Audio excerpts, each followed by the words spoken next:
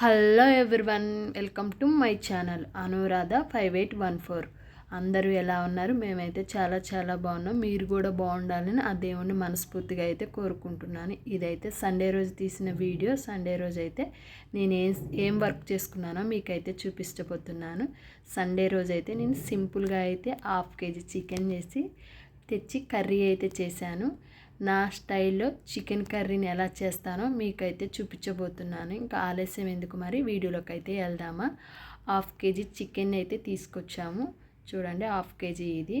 దీన్ని అయితే నేను ముందు కవర్లోంచి తీసేసి ఒక గిన్నెలో అయితే వేసుకొని శుభ్రంగా అయితే 2 times అయితే కడిగాను. చికెన్ అయితే నీసువాసన పోయేసేపు 2 times అయితే కడిగాను. చికెన్కి కావాల్సినవి అయితే నేను ఏమేమి వేస్తానో చికెన్లో అయితే చూపించబోతున్నాను. ఆనియన్ ఒకటి వేసాను, అలాగే 3 టమాటాలు, కర్రీకి తగ్గట్టు అల్లం ఎల్లిపాయలు, అలాగే ఒక 4-5 పచ్చిమిర్చి అయితే వేసాను. చూడండి, ఇవి కట్ చేసేలోపు నేనైతే అలాగే అన్నానికైతే రైస్ వేస్తున్నా. చూడండి, మేమైతే కప్పున్నర వేస్తాను, ఎందుకంటే పొద్దున్నే టిఫిన్ చేసా కాబట్టి ఎక్కువ రైస్ అయితే ఏం పెట్టాను. మార్నింగ్దే పెట్టేస్తాను. అలాగే సమ్మర్ కదండి, ఎక్కువ అన్నం అయితే నిల్వ ఉండట్లేదని ఫ్రెష్గా అయితేనే వండుతాను. మళ్ళీ ఈవినింగ్ ప్రిపేర్ చేస్తాను. బియ్యాన్ని కూడా అయితే 2 times అయితే కడిగేసి ఎప్పుడు చెప్పేదానిలాగే అన్నం అయితే అట్టేసరి పెట్టేస్తాను. చూడండి, చేతికి ఆ 2 వేళ్ళ గీత వచ్చే వరకు అయితే అన్నం అట్టేసరి అయితే పెట్టేస్తాను. గెంజి అయితే ఏమి వంచను. గ్యాస్ ఆన్ చేసి హైలో పెట్టేసి రైస్ని అయితే పొయ్యి మీద పెట్టేశాను. అలాగే ప్లేట్ మూత పెట్టేశాను. అంతలోకి రైస్ ఉడికేసరికి నేనైతే చూడండి, చికెన్కి కావలసింది అల్లం వెల్లిపాయని క్లీన్ చేసేసి మిక్సీ అయితే చేస్తాను. అలాగే టమాటాలు, పచ్చిమిర్చి, ఉల్లిపాయలు కూడా ఆ లోపు అయితే కట్ చేసేసాను. చూపిస్తున్నా చూడండి మీకు. ఇలా అయితే కట్ చేశాను. అల్లం వెల్లిపాయతో పాటు నేనైతే టమాటాలు కూడా మిక్సీ చేస్తాను, ఎందుకంటే కొద్దిగా గ్రేవీగా వస్తుందని. మిక్సీ పట్టే టైంలో అయితే నేను అన్నం చూడండి ఉడుకుకు దగ్గరకు వచ్చి ఉడుకుతూ ఉంది. మిక్సీ పట్టడానికి మిక్సీని అయితే రెడీ చేసేసాను.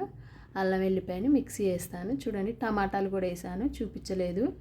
టమాటాలు, అల్లం వెల్లిపాయలు పేస్ట్ అయితే చేశాను. మెత్తగా కచ్చాబిచ్చాగా చేశాను, అంత మెత్తగా అయితే ఏం చేయలేదు. చికెన్ కడిగి ఆల్రెడీ పెట్టేసా కదండి, ఇదిగో చికెన్ కడిగి శుభ్రంగా అయితే పెట్టేశాను.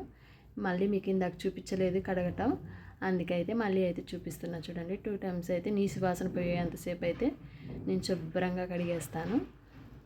కడిగేసి చక్కగా అయితే షింకులో ఉంచేస్తాను.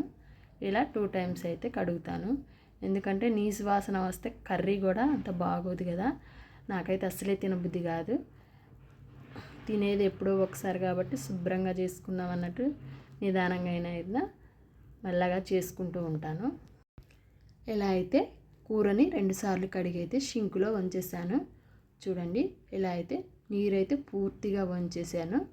ఇంకా అన్నం కూడా ఉడుకుబట్టేసిందండి, దగ్గరలోకి వచ్చేసింది. సిమ్లో పెట్టేశాను. నెక్స్ట్ అయితే నేను కర్రీకి ప్రిపేర్ చేయబోతున్నాను. కర్రీకి బాండీ పెట్టేసి కర్రీకి తగ్గట్టు ఆయిల్ వేసాను.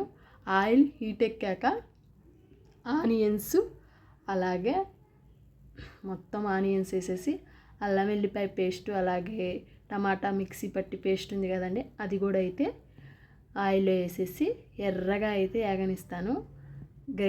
గరిటతో అయితే అటు ఇటు తిప్పుతా. చూడండి, తిప్పేసి చక్కగా అయితే ఏగనిస్తాను. ఎర్రగా ఏగితే అల్లం వెల్లిపాయ వాసన కూడా పోతుంది, స్మెల్ అనేది రాకుండా కూర కూడా టేస్టీగా వస్తుంది. నేనైతే ఈరోజు నుంచి డైలీ బ్లాగ్స్ అయితే వీడియోలో పెట్టబోతున్నాను.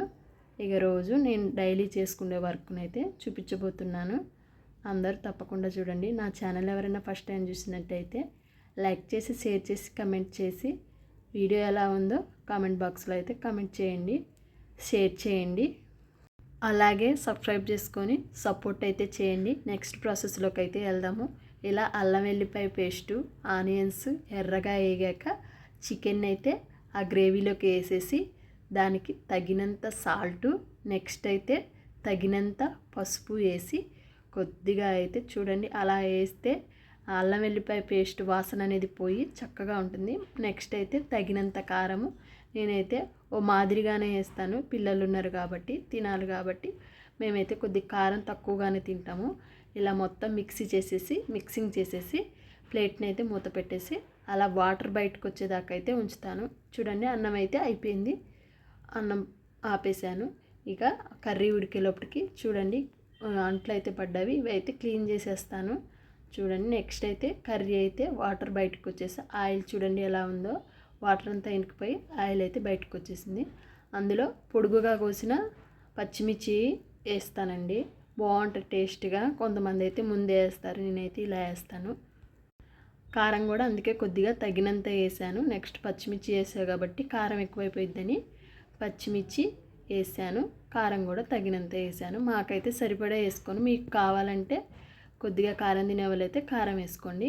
అల్లం వెల్లిపాయ పట్టిన మిక్సీ ఉంటుంది కదండి, అందులో ఒక గ్లాసు వాటర్ పోసుకొని కర్రీలో అయితే వేసేసాను. ఇదైతే కర్రీ కొద్దిగా దగ్గర పడికే వరకు అయితే ఉంచుతాను.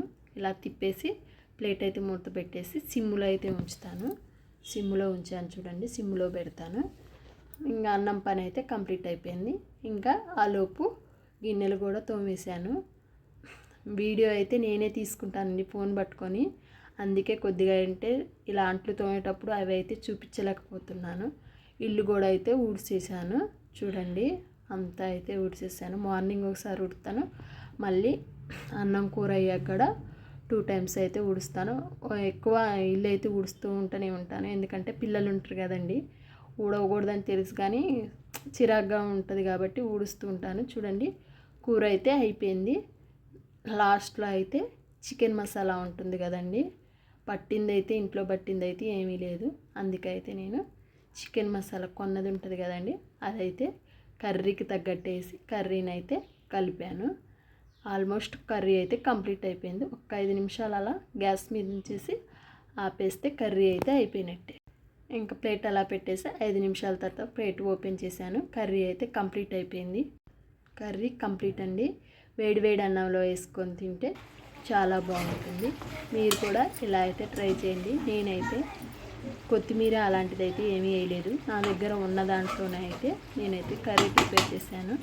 ఓకే, మరి నెక్స్ట్ వీడియోతో మళ్ళీ కలుస్తాను. బాయ్.